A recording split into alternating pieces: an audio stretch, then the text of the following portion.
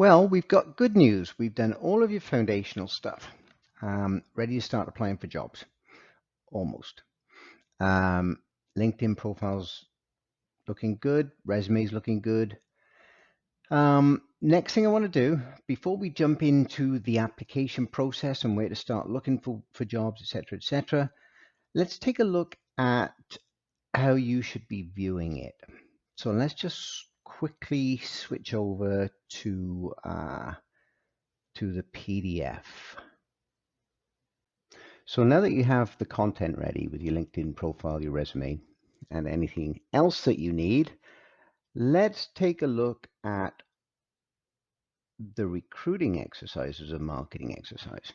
So recruitment is marketing. If you're a recruiter nowadays and you don't see yourself as a marketer, you're in the wrong profession. I'm a recruiter. I do see myself as a marketer. So I agree 100% with Matthew Jeffrey, who's got an impressive job title. But let's change that slightly. Same quote, except if you're a job seeker nowadays, you're not in the wrong profession. You're not going to land that role anytime soon. I unfortunately don't have Matthew's job title. So let's look at it as a marketing exercise. We need a funnel. We always have funnels in marketing. So I am going to take you through the most impressive PowerPoint that you've ever seen in your life. Maybe not, but it's the most impressive PowerPoint I've ever developed. So let's start at the top of the funnel with outreach. You've got your content ready. So let's start at the top of the funnel with outreach. You've got your content ready, and now it's time to do something with it. So top of funnel, one-to-many communication. You've got to be active on LinkedIn. So you're already liking and sharing some stuff.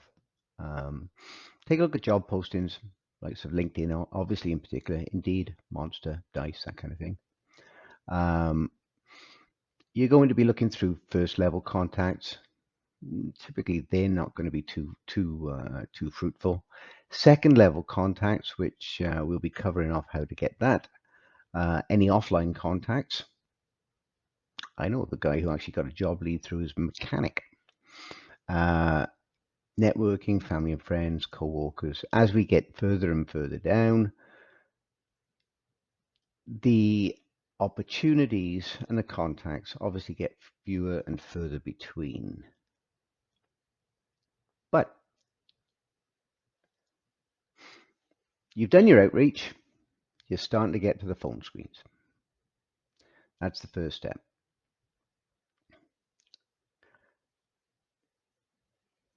Keep it simple.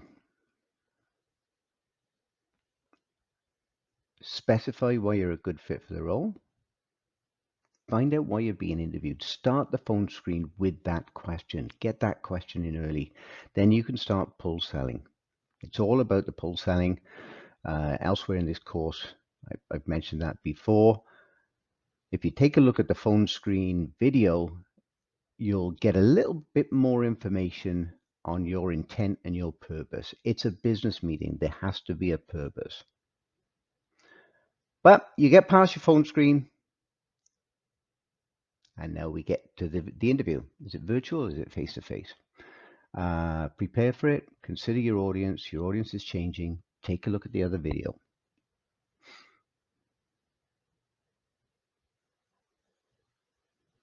And finally, relationship building. Well, not really finally, but relationship building.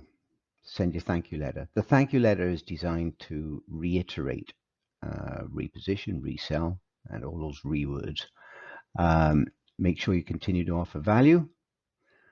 Make sure that's actually a pretty good time to send out an invitation to connect on LinkedIn. Rather than before the interview, do it after the interview. It helps to sort of basically resell the message at your face-to-face interview.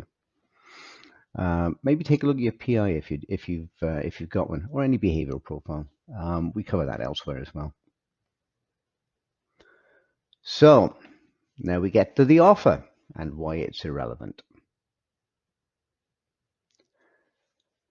The fact of the matter is with the offer is that's basically the outcome. That's what you're trying to achieve. It's a lag indicator. All of the others are lead indicators. So basically, if you do your outreach right, you get to the phone screens. You do those right, you get to the interviews. Then you get, obviously, with the interviews, you get to the relationship building. Once you get the offer, there isn't really anything else for you to do from there. Part of the reason for showing you this is to show us a process, but it's also to make sure that you don't get too knotted up in the outcome, because as long as you follow the process, good things will happen. And it's tough sometimes because you're so busy trying to get the outcome that you forget that there's the process that needs to be followed. And if you keep following the process, good things will happen. They always have done, and they always will do.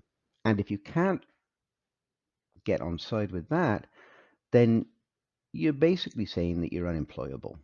And we know that's not the case. So follow the process, get to the offer, and good things will happen. But remember, any marketing funnel needs content as well. Make sure you've got your content in order and then get going on the process.